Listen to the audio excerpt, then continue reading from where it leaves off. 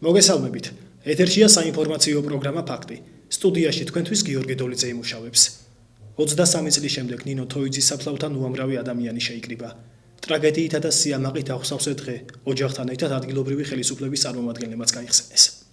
9 აპრილის 23 წლისთავთან დაკავშირებით ოზურგეთის მუნიციპალიტეტის სოფელ ლიხაურში ამ დღეს ტრაგიკულად დაღუპული ნინო თოიძის საფლავთან მისი ოჯახის წევრები, საზოგადოების წარმომადგენლები, სახელმწიფო მოხელეები, უბრალო მოქალაქეები და თანასოფლელები დილიდან შეიკრიბნენ. გურიის ადგილობრივი ხელისუფლების წარმომადგენლებმა წამებით გარდაცვლილი 25 წლის ნინო თოიძის საფლავი გვირგვინებითა და თაიგულებით შეამკეს. 9 აპრილის მონაწილე გმირი გოგონა ოჯახის წევრებმა და თანასოფლელებმა სიამაყით გაიხსენეს. 9 აპრილი არის ერთდროულად ტრაგიკული და შედეგიანი ბრძოლის დღეც. ჩვენ ყველას გვახსოვს, რამდენად ურმობელი იყო საბჭოთა იმპერია. ყველას ვალდებულება და ვალი არის, რომ კიდევ ერთხელ პატივი მივაგოთ ამ ადამიანებს. ამ დავყუპულთა შორის ორი გურული იყო, ახალგაზრდა და კიდევ ერთხელ ამოვედით, რათა გავიხსენოთ და პატივი მივაგოთ მათ. ნინო ყოველთვის იმას ამბობდა, რომ მე ჩემს სიცოცხლეს გავწირავ, თუ კი საქართველოს ეშველებაო, წინა ღამეს ვლაპარაკობდით აქ რო იყო, სანამ თბილისში წავიდოდა, რომ ადამიანი რომ მოკვდებაო, ისეთი უნდა იყო, ან ფიზიკურად თუ მაგარი უნდა იყო, რომ ყველას დაამახსოვრდეო, ან რაღაც გამოჩენილი პიროვნება, სულ ფიქრობდა. ეტობა რაღაც წინათგრძნობა არსებობს. გასული იყო სამშვიდობოს ნინო, როცა დაინახა, რომ აზა ადამიანი წაიქცა, ის იყო უახლოესი მეგობარი მისი და იფიქრა მივეშველებიო, გამოვარდა აქეთ და მივარდა და იმასაც ჩაარტყეს და არ დაინდო ამ კულელმა ესეც. ეს არის უდიადესი დღე. მაგტეპის გამარჯვება იმ სისტემაზე, რასაც მე მგონი თითქმის სამყარო ხვდება როტების იმპერიის ძალას. წარმოუდგენელია საქართველოში. არანაკლები დღე იყო, რა თქმა უნდა, 78 წელს 14 აპრილს, მაგრამ ეგ არის ძალიან მაგარი გამარჯვება, იმიტომ რომ ამის მერე იწყება უსაშინლესი და უძლიერესი იმპერიის რღვევა. მე დარწმუნებული ვარ, რომ 9 აპრილი გაიმარჯვებს. ქალაქის ცენტრში ისტორიული აბანოს ნაშთები ისტორიკოსებთან ერთად საკრებულოს წევრებმაც დაასუფთავეს. ოზურგეთის მუნიციპალიტეტის საკრებულოს თავმჯდომარემ, საკრებულოს წევრებმა და თანამშრომლებმა უძველეს აბანოს ნაშთების დასუფთავების აქციაში მიიღეს მონაწილეობა. ისტორიული ძეგლის გაწმენდითი სამუშაოები ინტენსიურად უკვე რამდენიმე დღეა მიმდინარეობს. დარგის სპეციალისტებს საჯარო მოხელეებით შეუერთდნენ და ერთი დღე ქალაქის ცენტრში წერაკუ და ბარმომარჯვებულები ისტორიკოსების მითითებებს ასრულებდნენ. ძალიან დიდი არის ადგილობრივი მოსახლეობის სიხარული აი ამ ფაქტთან დაკავშირებით. ჩვენს გადავწყვიტეთ საკრებულომ, რომ ჩვენი წვლილი შეგვეტანა ამ პროცესში, რასაც ქვია არქეოლოგიურ გათხრებში მონაწილეობის მიღება. ჩვენ მუშაობთ, რა თქმა უნდა, სპეციალისტების ზედამხედველობის ქვეშ. ნამდვილად თავი გამოიჩინა საკრებულოს გოგონებმაც და ვაჟებმაც თავისი აქტიური საქმიანობით. ასევე დღეს მონაწილეობას მიიღეს სხვადასხვა IP-ის წარმომადგენლები. ჩვენი იყო იდეა, მაგრამ აი საზოგადოების მხრიდან იყო ძალიან დიდი ინტერესი, რომ მიიღოთ აი ამ პროცესებში მონაწილეობა.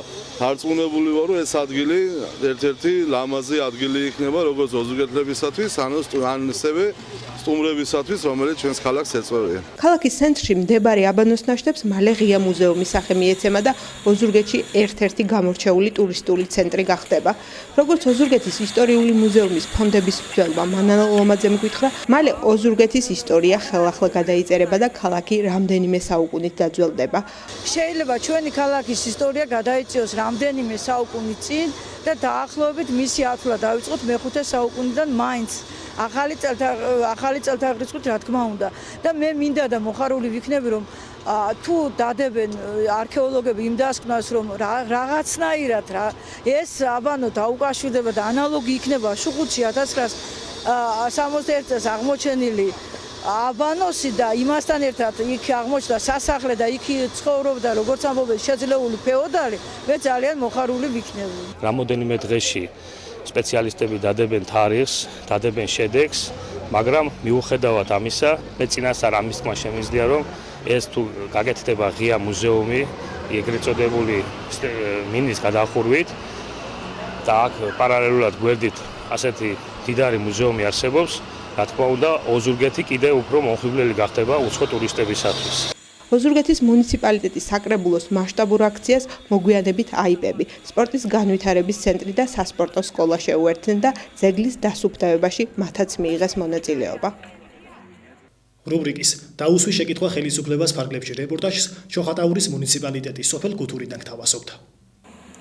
გუთური ასე ქვია სოფელს, რომელიც დაბა ჩოხატაურთან მდებარეობს. პატარა გუთური სხვა სოფლებთან შედარებით ცოტათი მეტად მოწესრიგებული, მაგრამ სათქმელი და სასურვილო გუთურელებსაც ბევრი აქვთ. პრობლემების მეტი რაიაშვილი. ხიდი არ გვაქვს.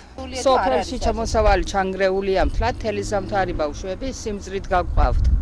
სიმძრით ჩატეხილი. პირდებიან დღეს ხვალე და გუკეთებელი აქ. წყლის პრობლემა გვაქვს, იმიტომ რომ კრანი არ არის როგორც ასეთი რა. არის. ბუნებრივი ჭიცარგებლობს. არ ჭიცარგებლობს.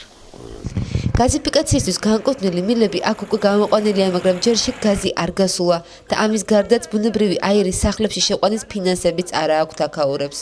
გაზი შემოყვანილია იქნება ცოტა ხანში ოჯახებში შემოვა. გაზი ვისაც აგეხლა ფული შემოიყვანა. ვისაც არა აქ გაჩერებული ფული არ არსებობს.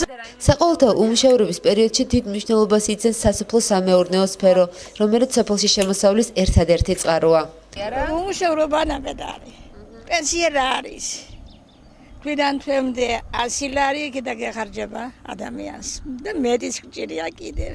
არავინ თუ შოფრები და მანქანები ყავს და ზოგი ტაქსაობს და ძირითადად ოჯახის ქალები სახლში თუ ყავს რამე, თორე მეტი არაფერი. ხილი რო არის შვილო ცოტა, იგია ჩვენი შემოსავალი. ძირითადად სოფლის მეურნეობა ყანა. სევინდი ძირითადად. ვენახი და გუთურელები ითხოვენ გზის დაგებასაც, მაგრამ ფაქტია, რომ აქაური გზა სხვა სოფლებთან შედარებით ნამდვილად უკეთ გამოიყურება. გზაი არ გვაქვს კარგი. აი ეს სულ ოღროჩოღრებია ეს გზები. იამგებია ნამედარი და გაკეთება არის საჭირო. ხედავთ რომ ეს პრობლემა არსებობს და თუ კი გამოსწორდება მივესალმებით ამ მოსწორებას. საერთაშორისო ორგანიზაცია ნალას ინიციატივითა და ორგანიზებით საჯარო მოხელეების, არასამთავრობო სექტორისა და ადგილობრივი ჟურნალისტებისთვის სემინარი გაიმართა. თანამონაწილეობითი დაგეგმის მეთოდები ეს გახდა ტრენინგის თემა, რომელიც საქართველოს ადგილობრივ თვითმმართველობათა ეროვნული ასოციაციის ორგანიზებითა და ამერიკის შეერთებული შტატების საერთაშორისო განვითარების სააგენტოს პროექტის დემოკრატიული მხარდაჭერა საქართველოში ინიციატივით საჯარო მოხელეებისთვის, არასამთავრობო სექტორისა და ჟურნალისტებისთვის გაიმართა. აღნიშნული პროექტი საქართველოს 10 მუნიციპალიტეტში, მათ შორის ოზურგეთში წარმატებით ხორციელდება. ტრენინგ სემინარი აღნიშნული პროექტის ფარგლებში ჩატარებული ერთ-ერთი აქტივობა გახლავთ, რომელსაც ოზურგეთში სამივე სექტორი გამოეხმაურა. ტრენინგის მიმდინარეობას USAID-ის დემოკრატიული მმართველობა საქართველოში რეგიონული კოორდინატორი თამარ აბდალაძე დაესწრო. სემინარს ორგანიზება კი საქართველოს ადგილობრივ თვითმმართველობათა ეროვნული ასოციაციის გურიის კოორდინატორმა მაია ბერაძემ გაუწია.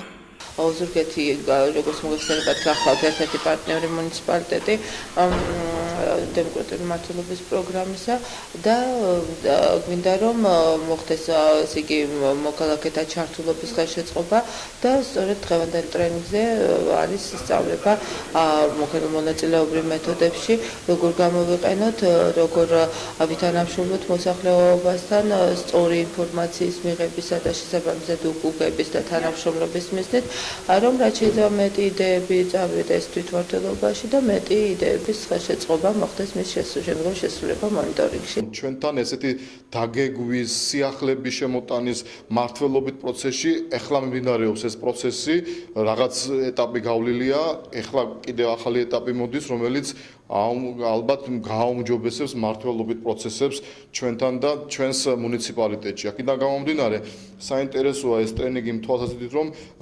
ხელისუფლებამ ერთის მხრივ და მეორეს მხრივ მოსახლეობამ ან სექტორმა, საზოგადოებრივმა მიხვდეს ის უპირატესობები, რაც აი ამ მეთოდოლოგიების დანერგვას გააჩნია. ჩვენ იმედი გვაქვს, რომ რაღაც შედეგს ეს ტრენინგი და ეს შეხვედრა მოგცემს. თანამედროვე, რო ითქვა, ახალი ხაზით მიდის ყველაფერი და ძალიან საინტერესო თემებს ვინხილავთ. და იმედია, რომ ესე იგი ეს დიდ ცოდნის დიდ შენაძენს მოგცემს. შემდგომისათვის გამოცდილება გვაქვს, რა თქმა უნდა, მაგრამ თეორიული ცოდნა პრაქტიკულ ცოდნასთან ერთად უფრო გააღრმავებული იქნება და უფრო დავეხმარებით საზოგადოებას. ეს გახდა ჩემთან არსებული ბოლო ინფორმაცია. მე საუკეთესო სურვილებით მომავალ შეხვედრამდე გემშვიდობებით. კარგად ბრძანდებოდეთ.